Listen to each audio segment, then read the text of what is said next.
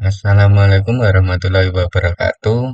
Di sini saya mempresentasikan bisnis digital untuk tugas UTS. Tujuan dari presentasi ini adalah membuat studi kasus ditujukan untuk merangsang diskusi tentang inovasi dalam pendidikan online termasuk strategi konten, teknologi, interaksi pengguna, dan keamanan data. Peserta diminta untuk mengusulkan solusi yang konkret untuk meningkatkan pengalaman belajar keberhasilan bisnis platform pendidikan online ini.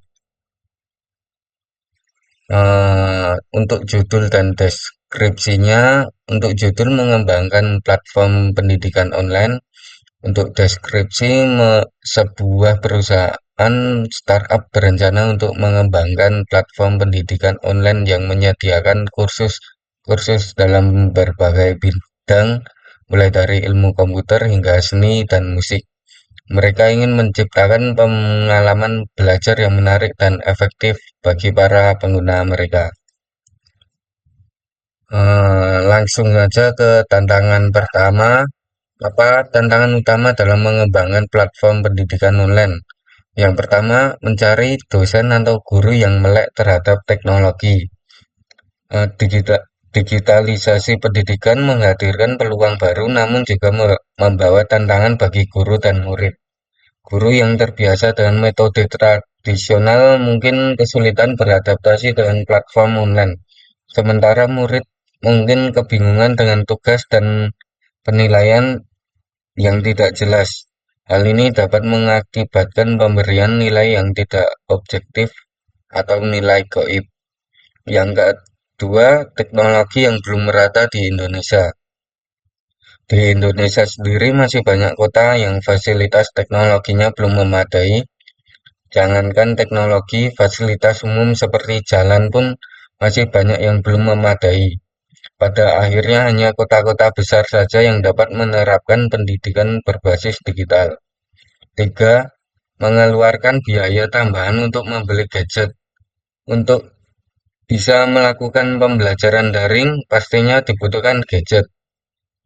Empat, penurunan interaktif antara pengajar dan murid. Pengajar sering mengeluh karena murid yang tidak interaktif, terlebih jika mereka tidak mengaktifkan kamera. Untuk sumber ada di bawah. Pertanyaan kedua, bagaimana perusahaan dapat menentukan kebutuhan belajar dan preferensi pengguna potensial mereka untuk menyusun kurikulum yang sesuai? Yang pertama, survei dan wawancara.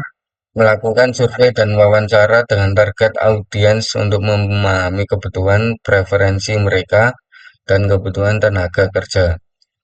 Yang kedua, analisis data, menganalisis data pengguna platform untuk mengidentifikasi tren dan pola belajar pengguna.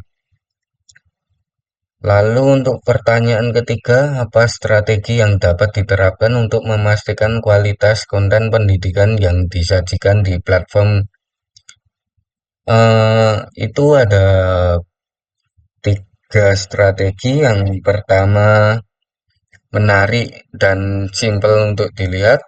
Yang kedua, membuat interaksi dengan penonton. Yang ketiga, isinya berguna, terstruktur, dan masuk akal. Untuk sumber ada di bawah. Nomor 4, bagaimana perusahaan dapat menggunakan teknologi kecerdasan buatan AI atau analisis data untuk meningkatkan pengalaman belajar pengguna. Yang pertama ada menggunakan AI sebagai chatbot dengan pelanggan untuk membalas chat-chat dari pelanggan yang bertanya mengenai aplikasi tersebut. Yang kedua, menggunakan AI untuk melakukan riset tren dan pola yang mungkin terlewatkan oleh manusia. Yang kelima, apa jenis fitur interaktif yang dapat ditambahkan ke platform untuk meningkatkan keterlibatan pemahaman pengguna terhadap materi yang diajarkan. Itu ada jenis fitur kuisis, lalu ada Google Form, lalu ada Socrates.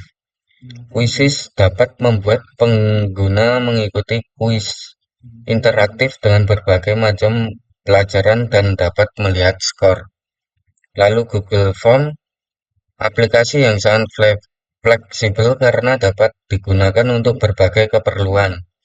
Socrates menyediakan fitur Space Race di mana siswa dapat berkompetisi dalam menjawab soal dengan sistem balapan. Yang keenam, bagaimana perusahaan dapat mengembangkan strategi penetapan harga yang sesuai untuk kursus mereka.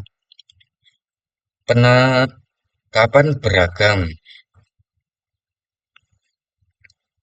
atau mode penetapan harga beragam yang menawarkan berbagai model penetapan harga seperti berlangganan bulanan, pembayaran per khusus, atau paket diskon untuk menarik pengguna dengan anggaran berbeda.